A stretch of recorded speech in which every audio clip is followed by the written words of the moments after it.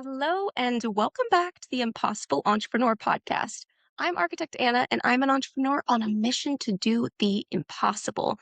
And today we're going to be talking about building a content engine to help you build trust and authority for you and your business. So, there's lots of different ways to go about this, but from a lot of entrepreneurs and executives that I've spoken to, they really don't want to waste a lot of their time creating content all the time. But it kind of seems like in the age that we live in now, you kind of have to create content. So it is this burden that we all get thrown with. So I have been testing this over the last 18, 20 months, and I figured out ways to streamline this. So if you really want to build trust and authority, I'm going to tell you the fastest way that I know how to do it as of right now, which is July 2026. And there are other ways that you can automate content building, that you can use AI agents for content building. If you really, really want to be hands off, then cool. But if you want to add in, your own personality, you want to be there on camera, then I'm going to give you some of the best ways to do it. And to build trust and authority, you do not need to be on camera. I've seen people do it really, really well just with being very authentic in their writing. So that is also totally fine. There are so many options out there for you. Okay. So one of the things that I find really helpful, especially if you are earlier in your journey, you can build in public. So building in public is when things are not perfect, things are not awesome, you are not necessarily the authority, but you are being honest about the work that you are doing, your wins, your challenges, your setbacks, and people tend to appreciate that. And then sometimes they want to follow your journey. And then who knows if it's a business that you're running, maybe they will become one of your customers or clients in a year or 2 years. But it can be really slow. I think it's a minimum of 9 touch points now before someone would consider buying, but it could be getting more. People need to see you more and more times before that they would consider ever purchasing from you. Of course, there are outliers and that can change, especially if you're a great salesperson, but that is, one of the objectives. So it depends what your goals are. And I always think listen to some of the previous episodes on identify what your goals are and then working towards them. But it is possible for your long term goals. If you ever want to publish a book, if you ever do want to start a business, if you're currently an executive, but you're like, I know I've got it in me, you do, then it might be that you start doing this now for when you need it later. So it might be that you don't actually need any type of audience or, you know, trust and authority for a couple years, but you start now. And that's the better way to do it. Because if you start when you actually need it, it doesn't really work or translate that well. So I think it's always good to just start. Just start. Even if it's, not the best and awkward, it's the best time to do it really. Anytime. Now. Now is a good time. When I started this podcast, I did it with a day's notice. I read a book on the tube and I was like, start a podcast when your life is garbage and then document yourself getting out of it. And I was like, I can do that. Great. So then I started it the next day. I didn't have this whole setup. This took, well over a year to acquire. But yeah, I just started with a little microphone and that I just held in my hand and I could record anywhere, which is great because especially if you're getting started with this kind of stuff, it can be super daunting in a lot of different ways. Creating content, putting it stuff out there for other people to see and judge you, it can be super daunting. So if you can simplify it as much as possible, what is the absolute easiest way that you can create this stuff? Then that would be the way to go. So for me, it was tiny microphone, zero editing, direct upload from my phone, and then just forget about it.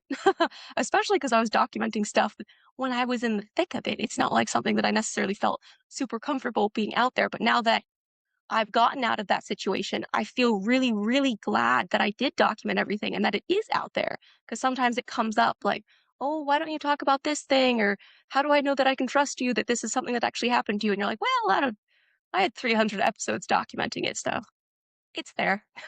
So in my case, it's been really helpful. But all I started with was a tiny microphone. So you don't need a massive setup to get started. When I was filming social media content, I just did it on my phone. You don't even need a tripod or anything. You can just use a couple books if you want to prop up your phone that way, and that will work just fine. You don't even need a little microphone, but if you want the audio quality to be better, then you can do that. And yeah, my background was literally a shower curtain. I had, you know, this backdrop thing that I could put up. And initially when I got it, I was, live streaming, creating YouTube content, and I had like a white brick backdrop. But actually, for having like meetings and filming content, I was like, I need it to be blank. So I tried green screen, but then like the editing can be a little bit weird. And so I was like, what do I have that's white? And I was like, oh, I've got a shower curtain that was 2 pounds. I was like, okay, I'll use that. And then for meetings, I would blur out my background.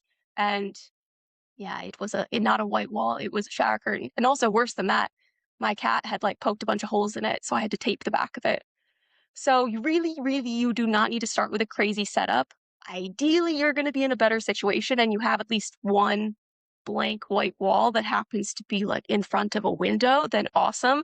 Yeah, if you don't have, any type of lighting, you don't want to buy any of that stuff, just go in front of a window. So if you want to be on camera, it doesn't have to be crazy. Just whip out your phone, do it in front of a window during the daylight. You should be fine. You should be good to go. But there's a lot of different ways to go about this. I think I talked about this a long time ago.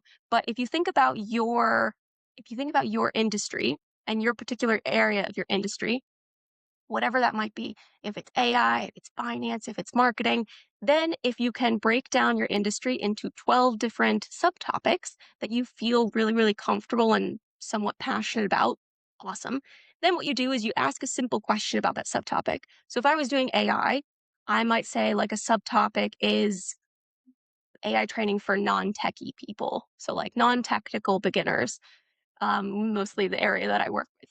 And what I would do is I would ask a simple question like, what's the best way to start AI training for someone who's not technical, who doesn't have technical skills? And then you put that question into Google because people use Google as a search engine. They still do, even though they are using chatbots to ask questions a lot. So we are also moving from SEO, which is search engine optimization, to GEO, which is generative engine optimization. So how do you get your business to rank in a chatbot versus a search engine like Google? But people still are using Google, and Google has tons and tons of data.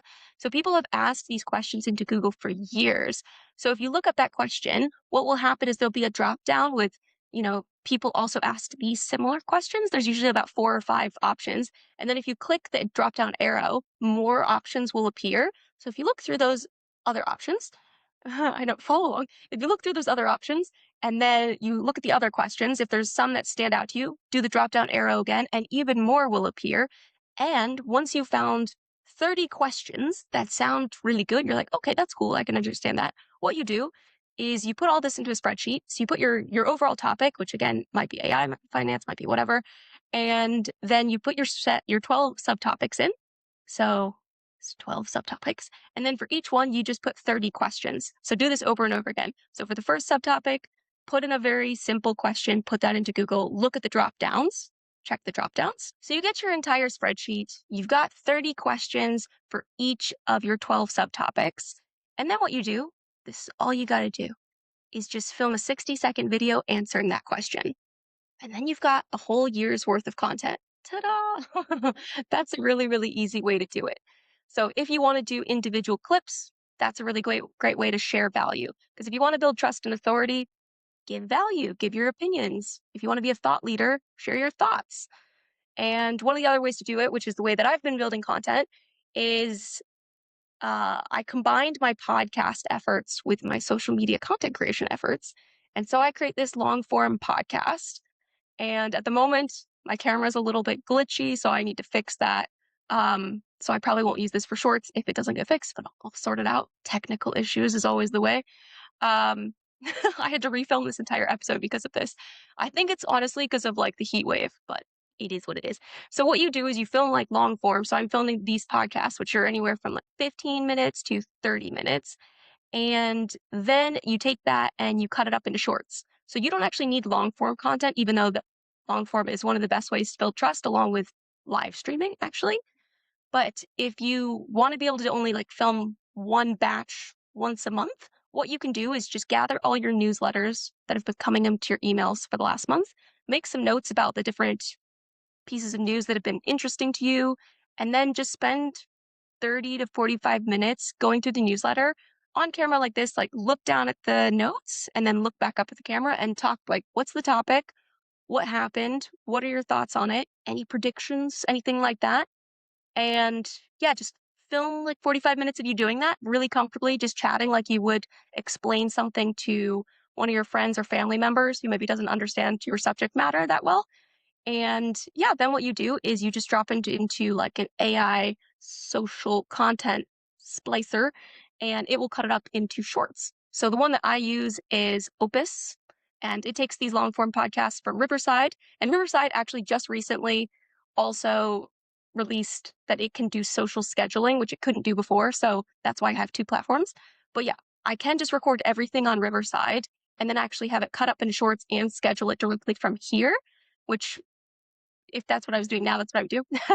But before it had social scheduling, I got Opus and you basically drop in your video, however long it is, and then you just set your settings, whatever they might be. So it could be like you only want 15-second videos or 30 to 90-second videos or 3-minute videos, entirely up to you.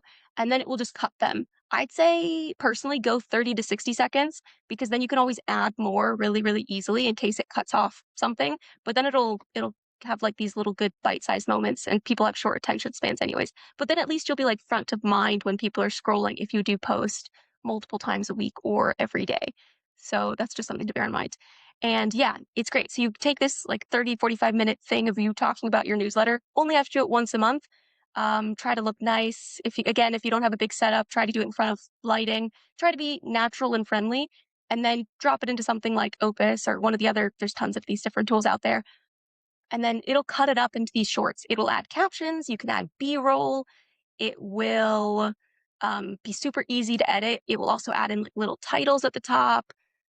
It's pretty simple and straightforward. And then you can schedule it to whichever platform you're posting on. So if you're posting on LinkedIn, it can do that, which is really good. And if you do that, you will be able to share value. People will, engage. You might share some ideas with people. It might bring in more work to your business. It might drive more traffic to the company you're working for. If you're an executive, it might mean that you get more opportunities because people are like, ooh, I like what this person is saying. Maybe I'll offer them a job or maybe I'll want to find a way to collaborate or partner with them. So you don't really know what kind of doors this might open just by being out there. And again, it can be scary and intimidating to do it, to like, first of all, create it, but then post it and then have to, interact and stuff. But there are so many benefits that come out of this. So if your objective and if your goals are having more of a presence, having more authority, then this is a great way to do it. Another great way is getting into public speaking. And again, this will help you get into public speaking if that's your goal as well. But then also public speaking will benefit your authority trust building engine. So you can film content from there and then bring it back in, circulate it, and then get more and more opportunities that way. So again, depending on what your goals are, this is going to be a great way to do it.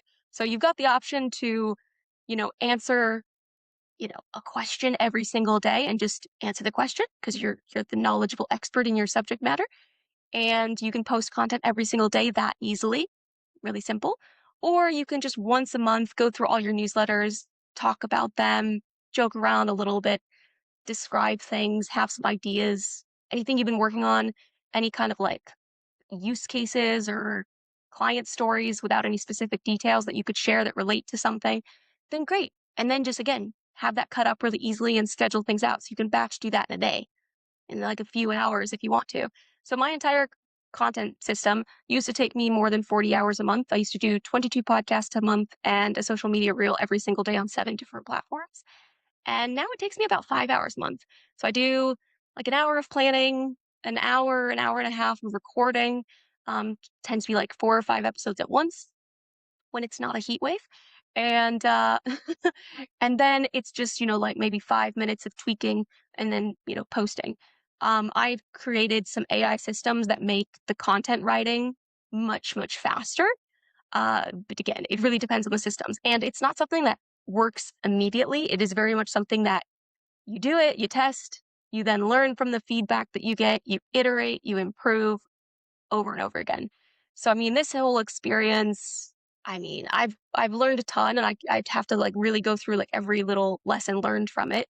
But yes, being able to speak on microphone, being able to speak on camera, being able to do all of these things is a massive skill and advantage. And if you want to be a leader in your space, like you want to go into more leadership roles, you want to stand out, this is definitely going to be a way to do it.